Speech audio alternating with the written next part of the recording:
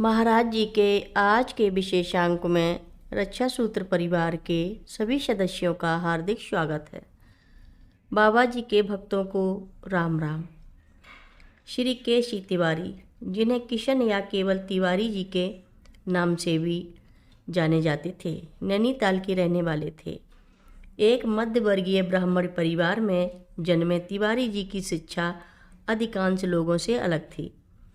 अन्य पढ़े लिखे भक्तों की तरह जो बाबा जी के समक्ष इकट्ठा हुए थे, तिवारी जी ने भी आजीविका के लिए स्कूल और कॉलेजों में शिक्षा प्राप्त की थी, लेकिन उनके पास एक दूसरी प्रकार की भी शिक्षा थी जो परिवार में प्राप्त होती है। यह शिक्षा धार्मिक और आध्यात्मिक पाठों से संबंधित होती है और परंपरागत ब्राह्मण परिवारों के बच्चों के लिए इसे अनिवार्य माना जाता है। पहली शिक्षा ने उन्हें शिक्षक बनने के योग्य बनाया, जो उनकी आजीविका थी, जबकि दूसरी शास्त्र और धार्मिक साहित्य उनके अनुष्ठान और प्रथाओं के साथ एक उद्देश्यपूर्ण और आनंदमय जीवन जीने के लिए थी। मैंने उनकी शिक्षा के इस पहलू को इसलिए प्रमुखता दी है क्योंकि यह बाबा जी के साथ उनके जीवन में उपयोगी साबित हुआ। आज भी कई भक्त उनसे इस ज्ञान का लाभ लेने के लिए संपर्क करते हैं। बाबा जी भक्तों को शिक्षित करने के लिए शास्त्रों का पाठ, पूजा और अनुष्ठानों का प्रदर्शन और ध्यान को प्रोत्साहित करते थे। किशन की औपचारिक शिक्षा का लाभ धन के रूप में मिला, लेकिन दूसरी शिक्षा का लाभ अमूर्त है और इसे केवल आत्म उन्नति और दूसरों की आध्यात्मिक खोज में सहायता के रूप में व्यक्त किया जा सकता है। कई साधक उनके पूजा और अनुष्ठानों में विशेषज्ञता के कारण उनकी ओर आकर्षित होते हैं, लेकिन मेरे लिए यह एक तरह का कवच था जो मुझे इनसे दूर रखता था। फिर भी मैंने उनके साथ जुड़ाव से कई लाभ प्राप्त किए हैं, जिनमें सबसे महत्वपूर्ण यह है कि उन्होंने बाबा जी द्वारा किए गए गहरे रहस्यों को समझने के मेरे प्रयासों में मेरी मदद की है।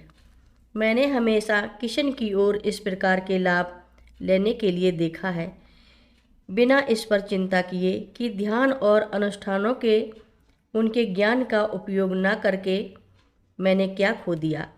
ध्यान और अनुष्ठानों की शिक्षा के प्रति मेरे प्रतिरोध ने मुझे उनके प्रति कृपणता का आरोप लगाने के लिए एक उपयुक्त बहाना दिया, जो बाबा जी के आसपास बैठे सभी लोगों के मनोरंजन का कारण बनता था।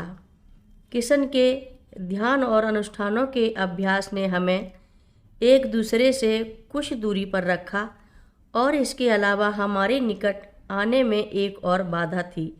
यह हमारी उम्र और स्थिति का अंतर था। इसलिए बाबा जी के बारे में अधिक सुनने की समान रुचि और उत्साह के बावजूद हमारे बीच कुछ दूरी बनी रही। हमने पहले ही हीरालाल जी के मामले में इसका एक उदाहरण देखा है। उनकी उन्नत आयु और कठोर जीवन शैली हमारे बीच दूरी बनाए रखने का एक महत्वपूर्ण कारण थी।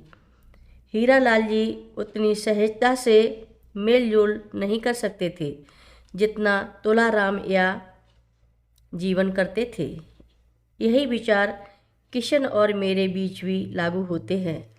मैं उम्र में बड़ा था और हम दोनों शिक्षक थे, लेकिन स्थिति में वह मुझे अपना वरिष्ठ मानते थे और इसे कभी नहीं भूलते थे। इन सभी कारकों के बावजूद मुझे बाबा जी के साथ उनके जीवन से प्राप्त लाभों का हिस्सा दिया गया। हमें किशन से ही हनुमानगढ़ मंदिर के बारे में सभी विवरण सुनने को मिले। वह नैनीताल के निवासी थे। कथा लंबी है, आगे की कथा सभी भक्तों को अगले भाग में सुनाएंगे। हर रोज़ महाराज जी की कथाएं सुनने के लिए सभी भक्तों का धन्यवाद। सभी भक्त रक्षा सूत्र चैनल को सब्सक्राइब करें, शेयर करें, लाइक करें, घंटी बजाना ना भूलें। कमेंट बॉक्स में लिख भेजें, जय नीव करोरी बाबा जी महाराज। सभी भक्त मिलकर बोलो, नीव करोरी बाबा जी महाराज की जय जय बोलो। सिद्धि माता की जय जय बोलो। जय श्री राम बोलो।